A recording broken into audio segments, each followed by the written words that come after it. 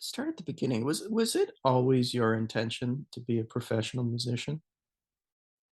No, no. And that's something that I think I'm trying to work through in therapy, to uh call myself a professional.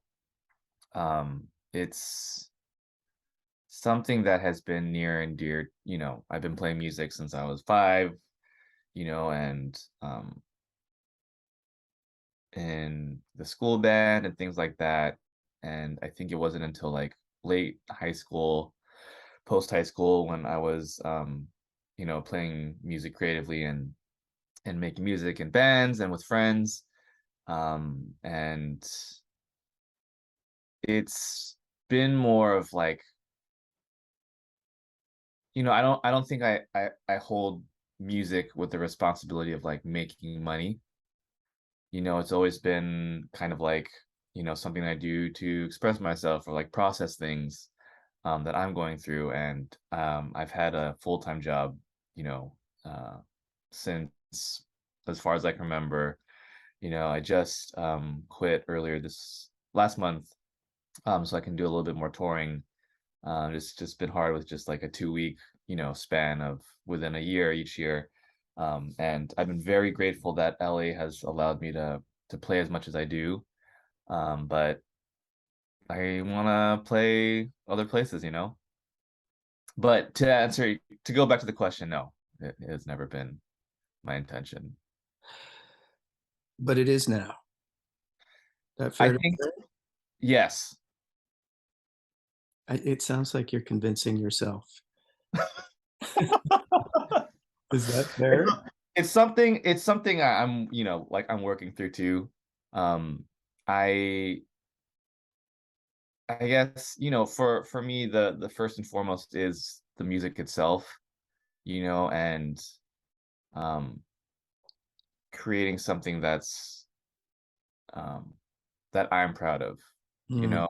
And I feel like with that, and even with all the collaborations too, it's not.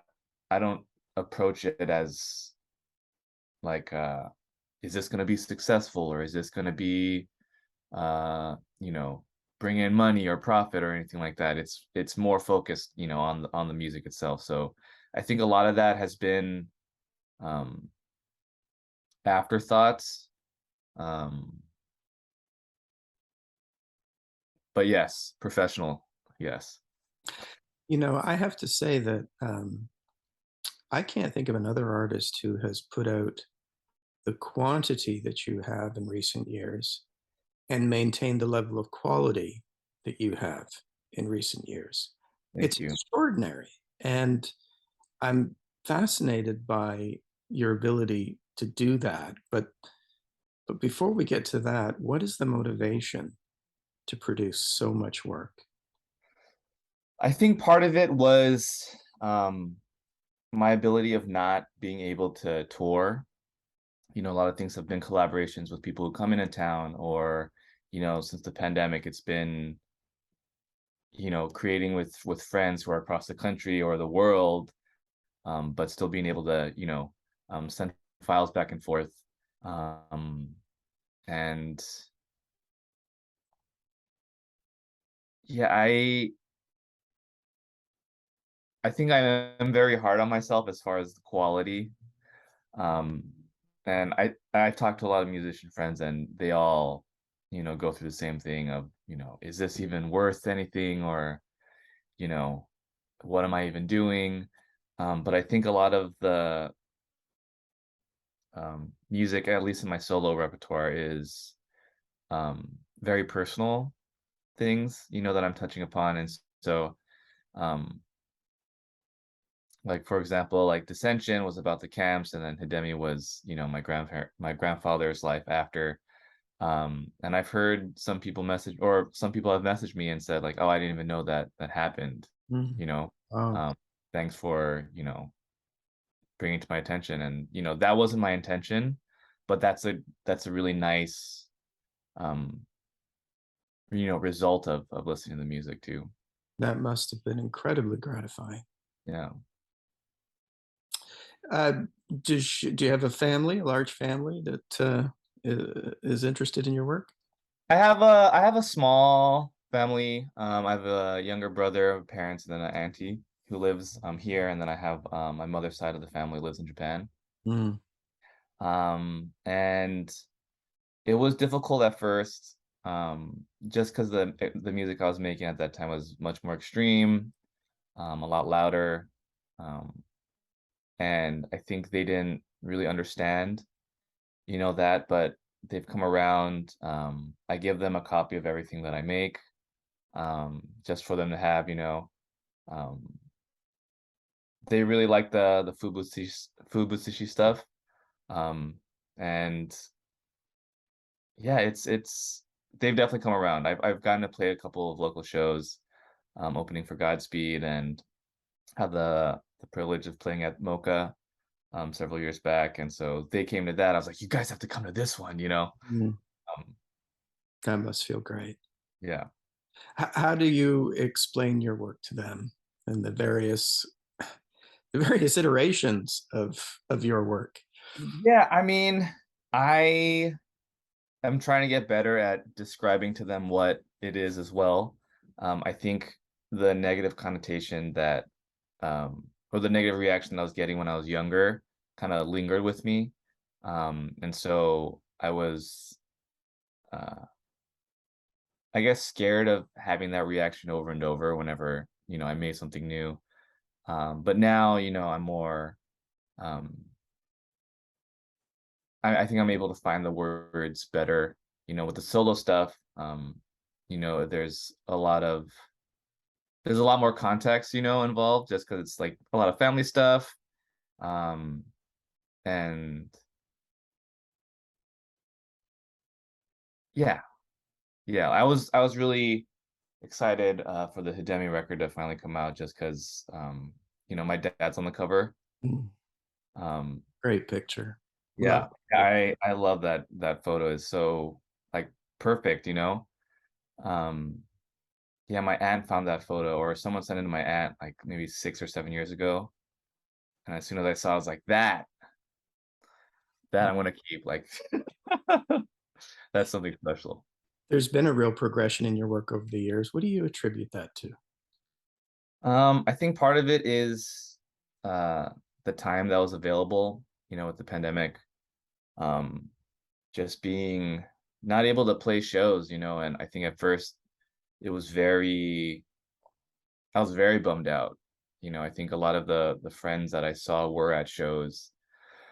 I would meet new friends, people from out of town who were coming in that I haven't met in real life. We would meet at the show and play and perform together. And I think after getting that time, I was able to, investigate different avenues. I really had the chance to dive into like the whole Fluxus movement in the pandemic, and that was something I've been wanting to, but just didn't have the time, with work and the other music, and that kind of opened up another world. Um, Finding creative ways to capture sounds, in like more of a limited environment as well, and trying to think outside the box, like how can this be a part of my playing, or how can I incorporate, that. And I've been really lucky to have played over, the years with people who come into town and even locals, who move here, and, they'll hit me up and we'll get a chance to play together, and, playing with someone who works on like a modular synthesizer is, gonna bring something out of me that's different than like someone who plays a traditional Japanese instrument, or someone who's, works in a very melodic, context, and someone who doesn't. Mm, I want to try and um, push them as much as they push me, and so it doesn't make sense if I'm going to play like, a pentatonic something on the saxophone when they're making extreme like walls of sound. I could do that, and sometimes I do that, but it's more interesting, how can I add to this, and push it, um, and yeah. I can imagine living in such a creative hub like LA. That's a big part of the how you get Mhm. to so many different people. Yeah.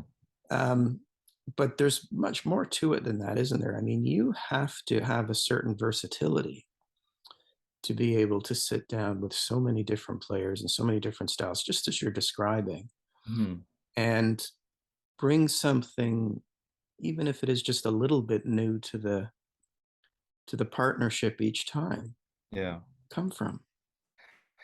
It might be, I listen to a lot of music. I listen to a lot of different genres and, subgenres and whatnot. And I think I try and, I think that there is something most of the time, that I could pull from, whether that be some sort of melodic thing or, I try and keep up with all the free improvisers that are releasing new music and like listening to what they're doing and the context that they're playing in. um, and conversations with other musicians who think differently than I do. Um, and I think that I mean it's overwhelming for sure the amount of music that's out there. But I I think a lot of it has to do with like listening to like metal, and that kind of vibe, and or listening to like some pop music, or pop punk music, and pulling from that, as well as like the free improv stuff, and maybe some modern compositions. Um, and I when I listen and I kind of get into their worlds and then think about how I could apply that or some part of that into my practice, then that sparks like the creative juices and figuring out, oh, how can I work that into like my saxophone, or going into pedals and creating some sort of different sound and incorporating that into a set, and then later into recorded music, and how will it translate. um Mm. How do you prepare for a collaboration? Is there a standard process you follow? um I do like having a conversation with them. If they're close, then we'll hang out, beforehand. If it's something over um, digital, it's listening to what they do. Kind of get familiar with their music, where they're coming from, um, and think about how I can be myself in that sort of context as well. Um, I think it's a different process if someone sends me files that I record on top of, or if we're creating something new, or if we're gonna try. I've only done a couple where we've tried to record at the same time, you know, um, and a couple of those have been uh, incredible. But I think I mean, nothing beats playing in person, and being able to feed off of that energy in the same room.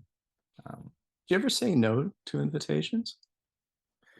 there has been a few these days, just because the frequency of things has kind of gone up, and I'm traveling a little bit more, and I do want to kind of step back from releasing so much.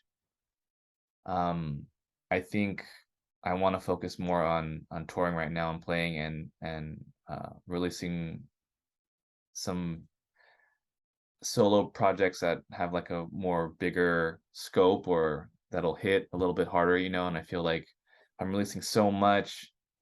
um it's hard to keep up with, Mm. and I don't want to flood the market too much, like, oh, I can list that later on, or when it's something that I really want, like I'm really excited about, or something that means a lot to me. um Mm. so yeah, I have said no a couple times. Yeah, yeah. Well, you have to, don't you? Yeah. You can go back for a moment to the virtual collaboration that you were talking about and the difference relative to in-person Hmm. sessions. obviously took on greater relevance during the pandemic. Mhm. What's the upside of virtual collaboration that you don't get in studio? People are always talking about how much better in person is, but there must be some advantages to virtual. I mean, with virtual and I really I've kind of in the pandemic too have set up more like a home studio. And that has been really nice, just because I could record, pretty much anytime. I can do as many takes or edits. I've gotten a little bit, you know, fancier with Logic and can fix things that I can punch in. And that's been really fun and adding like did more layers or sounds or manipulating things. Um, and of course, you can do that in a live setting as well. But I've heard people say that the studio is an instrument, Mm. and I feel like um, being able to experiment. I use Logic, being able to use that and different plugins and programs and MIDI, which I've never really used before. That's a whole different instrument.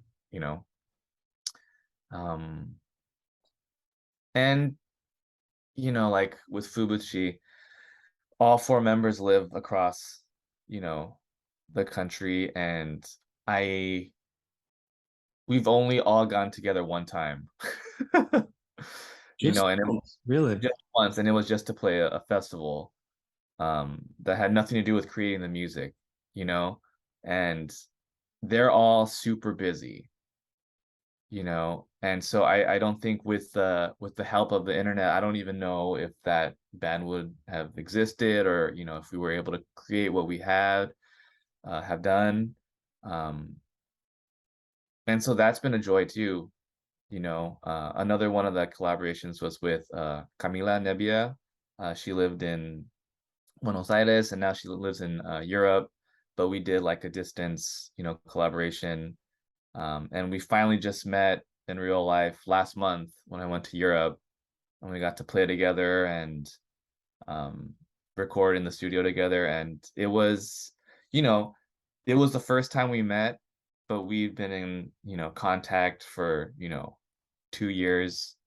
Um, and, I felt like I was familiar with her, Mm, when we recorded in person, it was like, yeah, we play like we kind of know each other.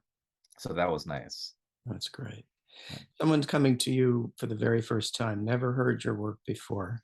Where do you want them to start? That's a good question. Um,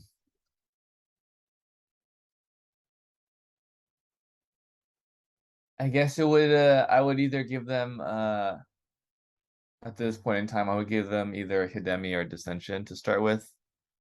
Um, and I would kind of think, okay, like what kind of music do you listen to? Which which of those would interest you more, Mm, Um, like in the last month I opened for Sumac in Europe, and there was a couple people who've never heard of me, and they're like, okay, well, like which record should I start off with? And it was more of a metal context, a little louder. So I was like, okay, you should start with Dissension. mhm, mhm. But that would be different, maybe if I was somewhere else, or if I'm playing, a more free improv situation. Um, Other yeah. favorites that you really proud of? Other favorites, collaborations or Just titles. titles? Um, I really I do love all four of the seasons for the Fubuchi stuff. I think we were able to tap into each season quite well, and I was proud of that. Um,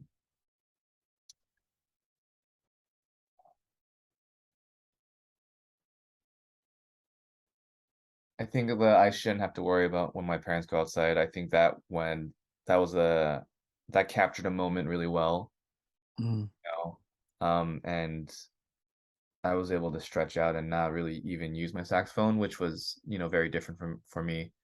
Um, this record, in a band, Upsilon and Crux. we released this album, Sun Square Dialect, which I think is the most complex music that I've ever made, and quite possibly will ever make.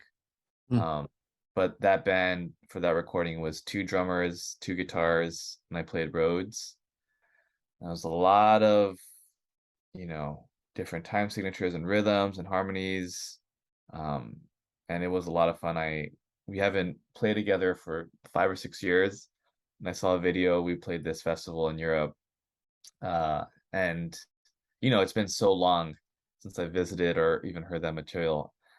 And then we have like this long song, it's like 14 minutes long or something. I was listening and I was like, yeah, this is kind of crazy. Like we're doing some crazy shit. That was like nice to hear like, oh shit, good job, Buzz. Do you go back and listen to titles in your catalog? Here and there. Here Yeah. and there. It's funny because when I initially record something, typically I'll step away from it, and spend a lot of time away from it just because, what we were talking about earlier, like, is this even worth anything? And I think when I play it or record something, I'm very critical. Um, and so stepping away from things definitely helps. Um, there has been, yeah, there's definitely times where I listen to the back catalog. Um, when I first started, I with my solo stuff, I made it a point to release something every year, even if I thought it was not good, at the time, um, just so that I had some sort of reference point, you know, Mhm. over the years, and I could, really pinpoint like, oh, I was trying this here. This is the, you know, origin of this that has evolved into what I'm doing now, or I've been playing with guitar pedals since 2014, but I feel like I've really gotten a better grasp, now than then, and, think about how I could take it, push that as well. It's Um, rewarding to document those different periods in your life. I think so, and I think it is important not to hold, that kind of stuff precious, Mm, you know. Yeah. wonderful. Last question. What's next? What's on the horizon for you? What's on the horizon? I just finished a solo record, recording it. Um, that I'm super proud of, and I'm trying to find a home for it. But um, it's I've gotten guests to be on it, um, which is a first. Um, and yeah, I'm excited. Hopefully that'll come out next year. Uh, Wonderful. I have another solo saxophone record coming out on American Dreams. That'll be out, I think, in the summer. Um, and yeah, I'm going on a couple tours. I'm leaving for Chicago tomorrow, playing some first time shows as a solo artist, and then going to New York in the winter. I'm doing a duo tour with Che Chen, Mm.